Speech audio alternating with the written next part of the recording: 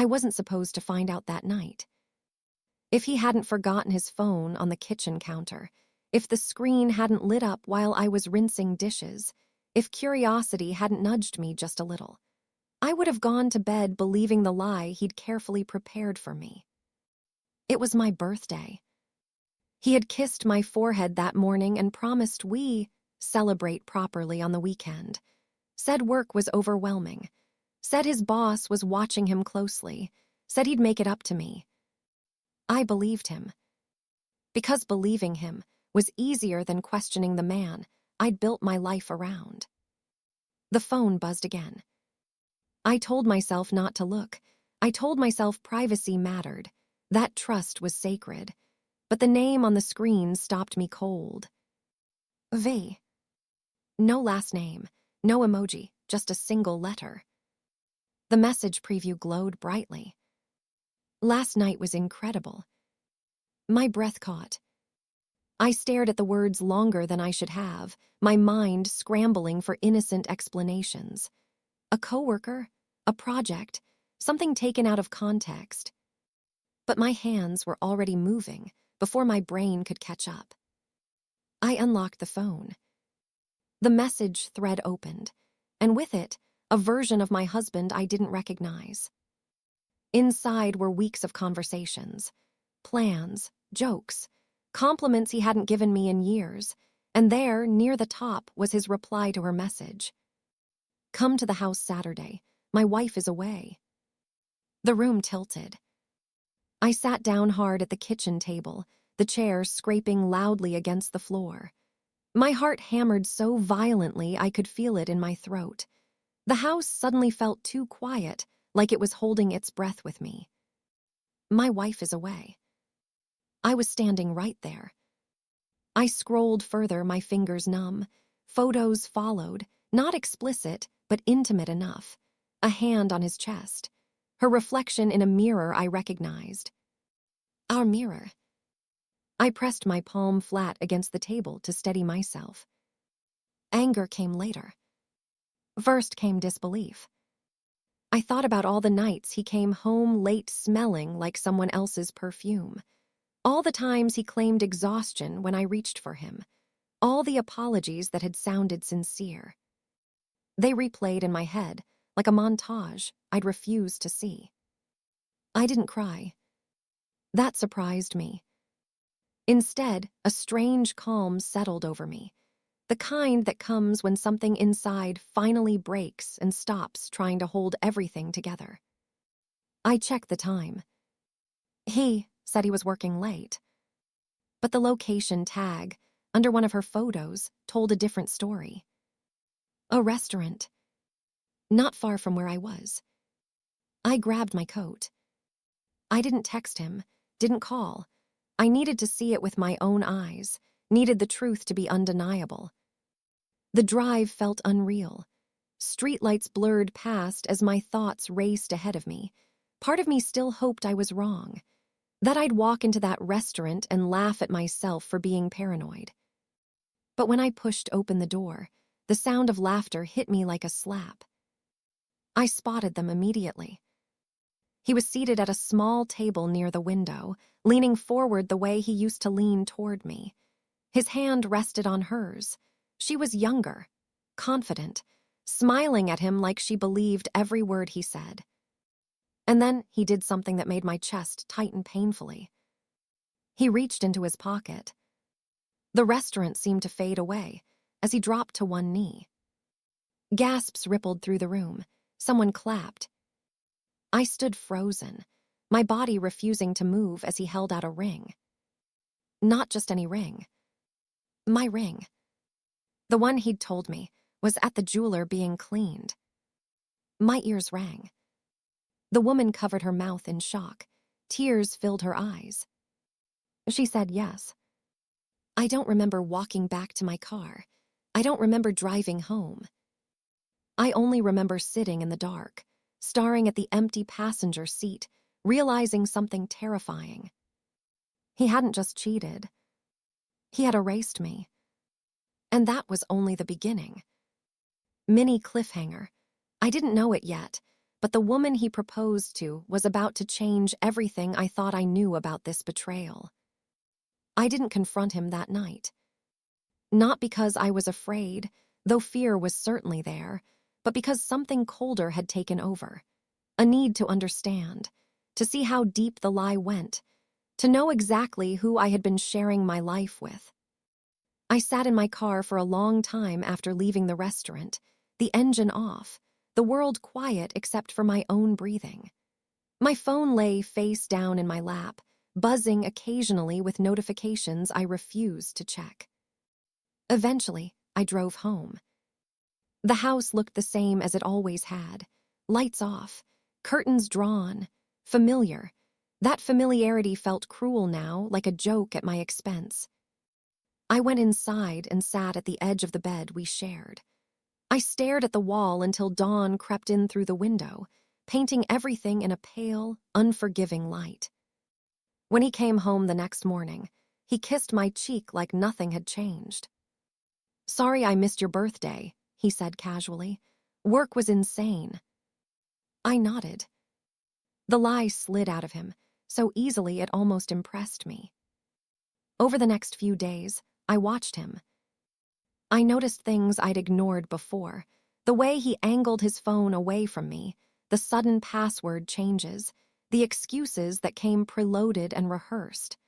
I realized he wasn't just cheating. He was managing me. I checked his phone again when I knew he'd be in the shower long enough not to notice. This time, I searched her name properly. V. Her full name appeared with a few taps, and with it, a social media profile that made my stomach twist. She wasn't a stranger. She was someone adjacent to my life, someone who'd smiled politely at me at gatherings, someone who knew my name. The realization burned. I scrolled through her posts carefully. Photos of expensive dinners, weekend getaways, captions about love and destiny and finally being chosen. There it was. A photo from the restaurant. Her hand held up, the ring sparkling brightly under the lights. My ring. The comments poured in beneath it. Congratulations, heart emojis, questions about the wedding date. And then I saw something that made my pulse spike. A reply from her. "After everything we've been through, we deserve this." Everything we've been through. That phrasing stayed with me. It suggested history, planning, sacrifice. This wasn't a spontaneous betrayal. It was a project. I wanted to scream, to throw something, to march into the living room and demand explanations. Instead, I did something unexpected. I closed the app. Because anger would give him what he expected. Silence would give me clarity. That afternoon, I scheduled an appointment with a therapist I'd been meaning to see for months. When she asked why I was there, the words surprised even me. "I think my husband is living a second life," I said. She didn't react with shock. She asked one question. "Do you want to save the marriage?" she said calmly, "or do you want the truth?" The question sat heavy in the room. I realized then that those two things were no longer the same. That night, my husband talked about future plans like nothing was wrong. Trips, renovations, retirement. I listened and understood something devastating. He wasn't planning to leave suddenly. He was planning to replace me. And the woman he'd proposed to.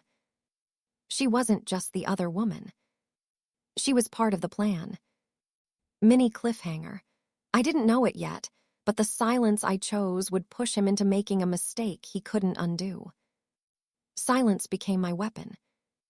Not the cold, dramatic kind people notice, but a quiet, controlled stillness that slipped between conversations and settled into the corners of our home. I didn't accuse him. I didn't cry. I didn't ask questions. Instead, I watched. I smiled when he talked. I nodded when he explained late nights and sudden errands. I responded with neutral sounds, careful not to reveal what I knew. Every interaction felt like walking on glass, but I learned quickly how to distribute my weight. Inside, though, everything was loud. Every word he spoke echoed against the truth I carried. Every affectionate gesture felt rehearsed. When he reached for me in bed, I felt my body tense before my mind could catch up. I began sleeping on the edge of the mattress. He noticed. "Are you okay?" he asked one night, his voice softer than usual.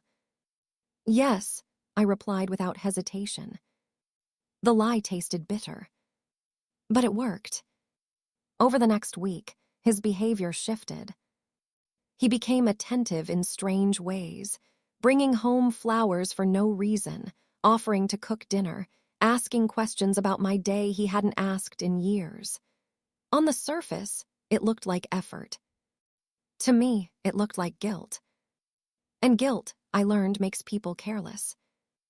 I noticed how often he checked his phone now, how quickly he deleted messages, how tense his shoulders became whenever I walked into a room unexpectedly. One afternoon, I pretended to forget my keys and returned home early. His car was in the driveway. So was hers. My heart pounded as I sat in my car across the street, watching the front door. I imagined confronting them, imagined the shock on their faces. I didn't move.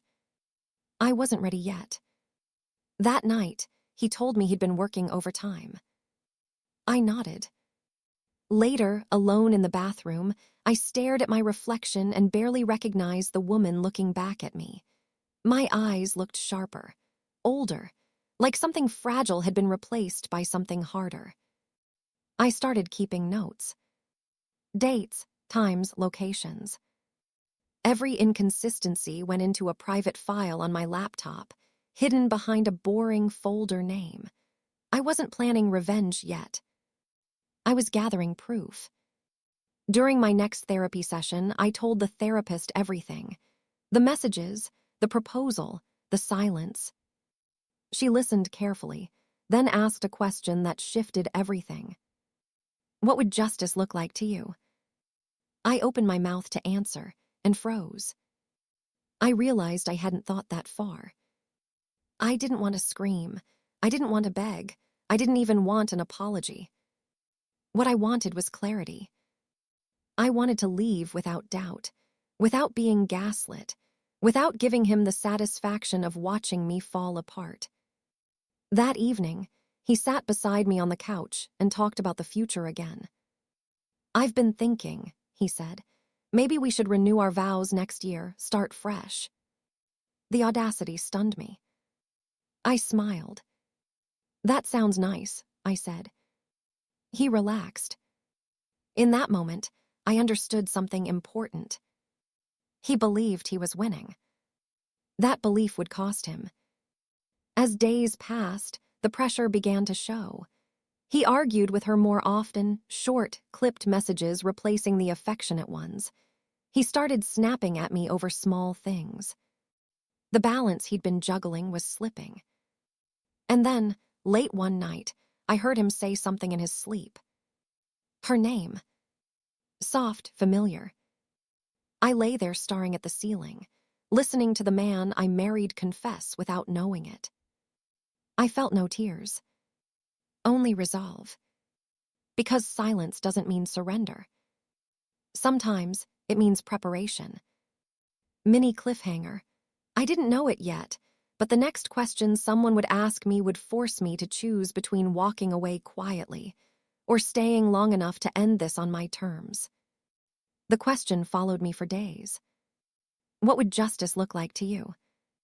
I replayed it while brushing my teeth, while driving to work, while lying beside a man who was slowly becoming a stranger. It wasn't a question that demanded an immediate answer. It waited patiently, pressing gently but persistently against my thoughts. At first, I resisted it. Justice, I told myself, meant leaving with dignity, packing my things quietly, letting him wake up one morning to an empty house and a note that explained nothing. But the more I thought about it, the less satisfying that felt. Because walking away, without truth would mean carrying his lie with me. And I was tired of carrying things that weren't mine. During my next therapy session, I tried to explain this conflict out loud. "I don't want revenge," I said carefully. "I just don't want him to rewrite the story." The therapist nodded. "Then you may need to stay present long enough to make sure the truth can't be denied," she said. Her words settled heavily in my chest. Staying meant risk. It meant listening to lies I already knew were lies. It meant pretending longer than felt comfortable. But it also meant control. That afternoon, I did something I hadn't done in years. I checked our financial accounts. At first glance, everything looked normal. Bills paid, savings untouched. But when I dug deeper, when I followed the patterns instead of the totals, I noticed discrepancies. Small transfers. Withdrawals spaced just far enough apart to avoid attention. They weren't enough to ruin us. But they were enough to tell a story. A story about preparation. That evening, I brought it up casually over dinner. "Have you noticed how expensive everything's gotten lately?" I asked, keeping my tone light. He stiffened for half a second, then smiled. "Yeah," he said, "crazy right." I watched him carefully as he spoke, noting how his fork hovered above the plate, how his eyes flicked away from mine. He was nervous. Later that night, I checked his phone again. This time, the messages were different. Short, sharp. She wanted answers. She wanted timelines. And he was struggling to give them. I felt a strange sense of clarity wash over me. This wasn't about love. It was about logistics. Two lives couldn't exist indefinitely without colliding. The next morning, he surprised me with breakfast in bed.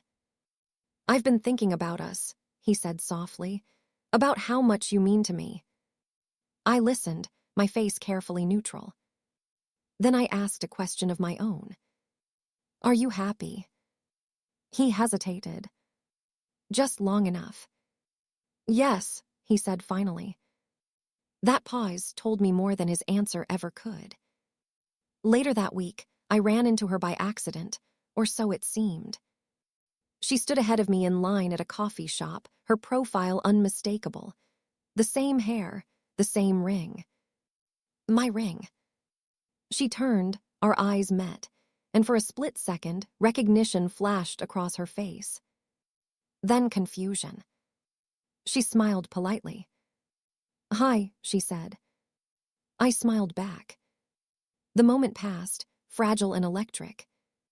As I walked away, I understood something crucial. She didn't know everything. And that meant the story wasn't finished being written. Mini cliffhanger. I didn't know it then, but the next person I would speak to would expose a truth neither of them were prepared for. I met him by accident. Or at least, that's what it felt like at the time. It was raining that afternoon, the kind of steady, quiet rain that makes everything look blurred and unreal. I had left the therapist's office early, my thoughts heavy, my chest tight from holding too much inside for too long. I decided to walk instead of drive. Halfway down the block, I noticed him sitting near the entrance of a small community center I'd passed 100 times without ever really seeing. He was older, maybe late 50s or early 60s, seated in a wheelchair that looked well-worn but carefully maintained. A thin blanket rested across his legs, tucked in neatly. He wasn't asking for anything. He was just there. Something about that stillness made me slow down. As I passed, our eyes met briefly. His were sharp, observant in a way that felt unsettling, like he was taking in more than he let on. "Careful," he said gently. "The curb floods when it rains." I stopped. "Thank you," I replied, surprised. I took the longer route he suggested, avoiding the puddle I hadn't noticed. When I glanced back, he gave a small nod, already looking away again. I don't know why I sat down beside him. Maybe it was exhaustion. Maybe it was the strange comfort of being near someone who clearly wasn't pretending. We talked about the rain at first, about how the city never fixed things properly, about how people were always in a hurry. Then, without warning, he said something that made my stomach drop. "Hard when someone lies to your face every day," he said quietly. I froze. "I'm sorry," I asked. He didn't look at me. "I see you pass here often," he continued. "You walk like someone who's listening for something to fall apart." I swallowed. For a moment, I considered standing up and leaving, but something in his voice, steady, unintrusive, kept me there. "Sometimes," I said carefully, "people lie because they think they're protecting something." He let out a humorless chuckle. "They lie because it benefits them," he said. "Protection is just the excuse." The words hit harder than I expected. We sat in silence for a while after that, the rain filling the gaps between thoughts. I told him very little about myself, only that my marriage wasn't what it looked like. He didn't ask questions. Instead, he said something else that shifted the ground beneath me. "Men who live two lives always leave patterns," he said. "Money, time, stories, they trip over the same things eventually." My chest tightened. "You sound certain," I said. He smiled faintly. "I've seen it before." Before I could ask what he meant, a woman stepped out of the community center carrying a clipboard. She thanked him warmly and adjusted the blanket over his legs with practiced familiarity. As she wheeled him inside, she glanced back at me. "You know he used to be an investigator, right?" she said casually. The words echoed in my ears. An investigator. I stood there, long after they disappeared through the doors. That night, I couldn't sleep. His words replayed themselves over and over, fitting too neatly into the cracks I'd already uncovered. The transfers, the lies, the timelines that never quite aligned. The next morning, I looked at my husband differently. Not as a victim, not even as a wife, but as someone finally seeing the full shape of the deception. When he told me he'd be out late again, I smiled and wished him a good night. And for the first time, I meant it. Because now I knew something he didn't. The truth always leaves fingerprints. And I had just learned where to look. Mini cliffhanger. The next step I took would confirm whether I was imagining patterns or uncovering something far bigger than an affair. Once you know where to look, the truth stops hiding. That was the thought that followed me into the quiet hours of the morning, long before my alarm went off. I lay awake beside him, listening to the familiar rhythm of his breathing, and realized something unsettling. I no longer felt confused. I felt focused. The investigator's words echoed in my mind, not as instructions, but as permission. Permission to trust what I'd been sensing all along. Permission to stop second-guessing myself. Later that day, while he was at work, or said he was, I opened my laptop and pulled up our shared financial dashboard again. This time I wasn't skimming. I was tracing. I followed the money the way you'd follow footprints after a storm. Small transfers first, then larger ones, always to the same account, always spaced carefully, too careful. The account name was unfamiliar. I searched it. Nothing obvious came up. No business listing, no legitimate explanation, just a shell of an identity that existed only to receive funds. My hands trembled as I realized this wasn't about supporting an affair. It was about funding a transition. I printed statements and slid them into a folder beneath old tax documents. I labeled it something boring, utilities, and felt a strange sense of calm settle over me. That evening, I tested him. "I'm thinking of taking some time off," I said casually while we ate dinner. "Maybe a short trip, just to clear my head." He froze. Only for a moment, but it was enough. "Is everything okay?" he asked quickly. "Yes," I said, "just tired." He nodded, but his eyes stayed on me longer than usual, measuring, calculating. Later that night, he made a phone call outside. He thought I was asleep. I heard my name. I didn't need to hear the rest. The next few days confirmed everything.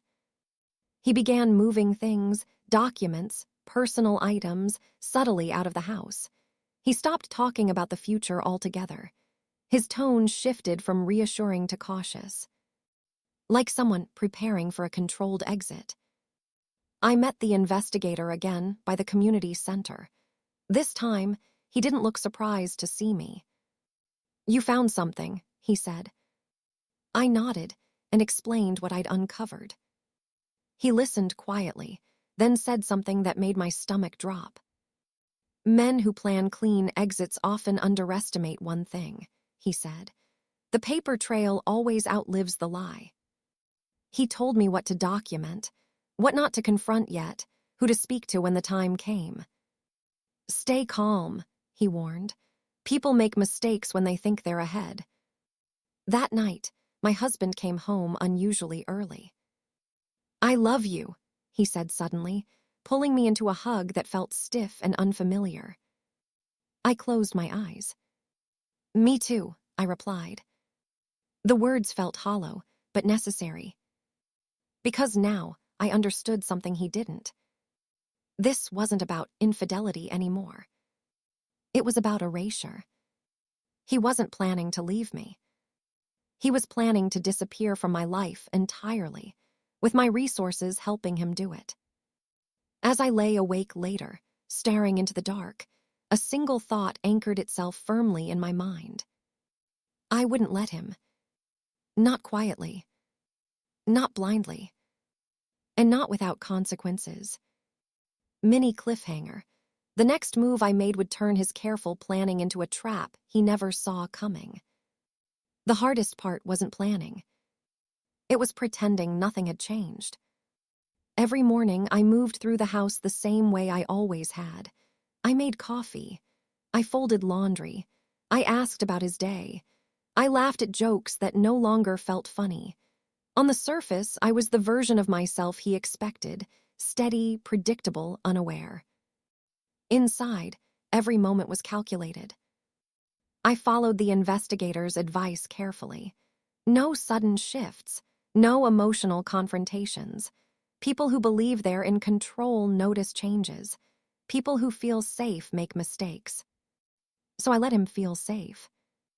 I suggested we host a small dinner for our anniversary. Nothing big, just a few close friends. His eyes lit up. "That sounds perfect," he said, relief slipping into his voice before he could stop it. Perfect for him. Behind the scenes, I met quietly with a lawyer recommended through the investigator. She didn't look surprised as I laid everything out. The messages, the transfers, the proposal, the shell account. "You did the right thing by waiting," she said. "Most people confront too early." She explained my options calmly. What documentation mattered. What timing could change everything. I listened carefully, absorbing each detail like armor. At home, he grew more relaxed by the day. He stopped hiding his phone so carefully. He spoke openly about upcoming trips, our trips. He even joked about how lucky he was to have such a trusting wife. The irony didn't escape me. One evening, as we prepared dinner together, he said something that confirmed everything. "After the anniversary," he said casually, "I think we should simplify things, focus on ourselves." Simplify. The word echoed. I smiled. "That sounds nice," I replied. In reality, the anniversary wasn't a celebration. It was a deadline. I finalized everything in the days leading up to it. Copies of bank statements, screenshots of conversations, a timeline so precise it left no room for reinterpretation. The investigator reviewed it once, nodding slowly. He thinks he's the smartest person in the room, he said. That's usually when they fall. The night before the dinner, I barely slept.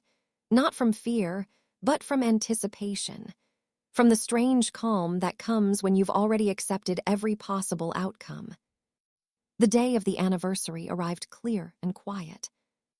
He dressed carefully, chose his words carefully, played his role perfectly. So did I. Guests arrived. Laughter filled the house. Wine glasses clinked. To anyone watching, we looked like a couple celebrating years of love. Halfway through the evening, I caught him checking his phone. She was waiting. I knew because I'd seen the message earlier. Is it done yet? He slipped the phone back into his pocket and smiled at me. That smile told me everything. The trap was set. All that remained was the moment he'd least expect. Mini cliffhanger. What I planned to say next would end more than just our marriage. It would expose the truth in front of everyone he thought he'd fooled. The room was warm with conversation, the kind that hums softly beneath polite laughter. Plates were cleared, wine was poured again, and the easy rhythm of small talk settled in. To anyone watching, it looked like a perfect anniversary dinner. I waited. Timing mattered. I stood and tapped my glass gently, smiling as all eyes turned toward me. My heart beat steadily, not wildly. That surprised me. I wasn't angry anymore. I was precise. I just want to thank everyone for being here tonight, I began. Anniversaries make you reflect, not just on love, but on honesty. A few people nodded. My husband smiled proudly, reaching for my hand. I didn't take it. There are moments, I continued, when you realize the story you've been telling yourself isn't the one you've been living. The room grew quieter. I turned toward him then. I want to thank my husband, I said calmly, for reminding me how important the truth really is. Confusion flickered across his face. I reached into my bag and placed a folder on the table. Not dramatically, just deliberately. Inside were copies, nothing private, nothing illegal, just undeniable. I slid the first page forward. Do you want to explain this? I asked softly, or should I? He stared at the paper, his color draining. Someone laughed nervously, assuming it was a joke. It was. I continued, my voice steady. This is a record of transfers from our joint account. This is a shell account. And this, I paused, letting the weight settle, is the engagement ring you proposed with last month. Gasps rippled through the room. His mouth opened, closed. I turned the folder, slightly so others could see. I didn't want to make a scene, I said, but I won't be erased quietly. The woman, her stood frozen near the doorway. I hadn't invited her. I hadn't needed to. She was always going to show up. Her eyes darted between us, the truth assembling itself in real time. You told me she knew, she said to him, her voice shaking. He said nothing. Silence fell heavy. I looked at her gently. I didn't, I said, but now we both do. That's when he tried to speak, to explain, to minimize. I raised my hand. Please, I said, not tonight. He slumped back into his chair. The story he'd been managing collapsed under the weight of witnesses. People began leaving quietly. No arguments, no shouting, just the uncomfortable scrape of chairs and murmured goodbyes. Within minutes, the house felt hollow. I picked up my coat. I've arranged everything, I said to him calmly. You'll receive papers next week. He looked up at me, finally understanding. This was never about revenge, I added. It was about truth. I walked past him without another word.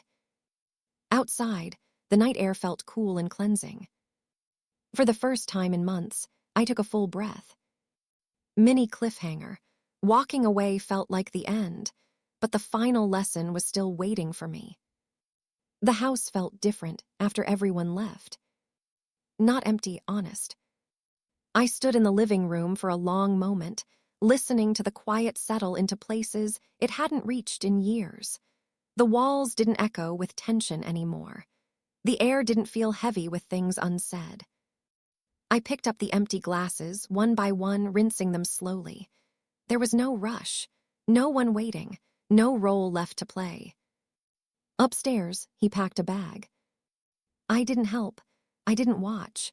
I didn't need to hear explanations that would only try to soften what was already finished. When he came down, he paused near the door.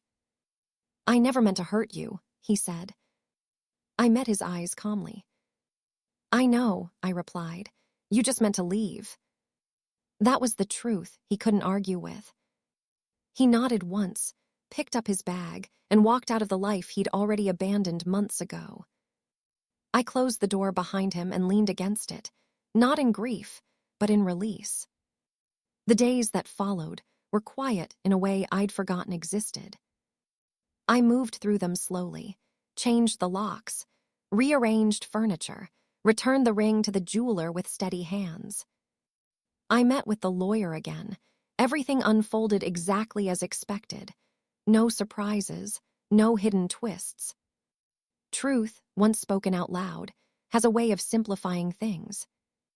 I ran into her once more, weeks later by chance. She looked tired, smaller somehow. "I didn't know," she said immediately.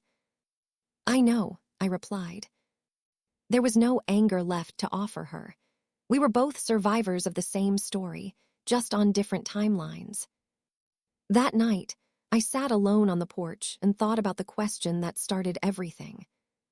What does justice look like to you? Justice wasn't humiliation. It wasn't revenge. It was leaving without doubt. It was reclaiming my name, my time, my future, without carrying his lies into the next chapter. I didn't win because he lost. I won because I chose myself before bitterness could choose me. Months later, my life looked different. Not louder, not grander. Just lighter. I trusted my instincts again. I laughed without checking who was watching. I slept without waiting for explanations. And sometimes, when people ask how I stayed so calm through it all, I tell them the truth. Because silence taught me more than anger ever could. Walking away wasn't weakness. It was clarity. And that was the cleanest ending I could give myself.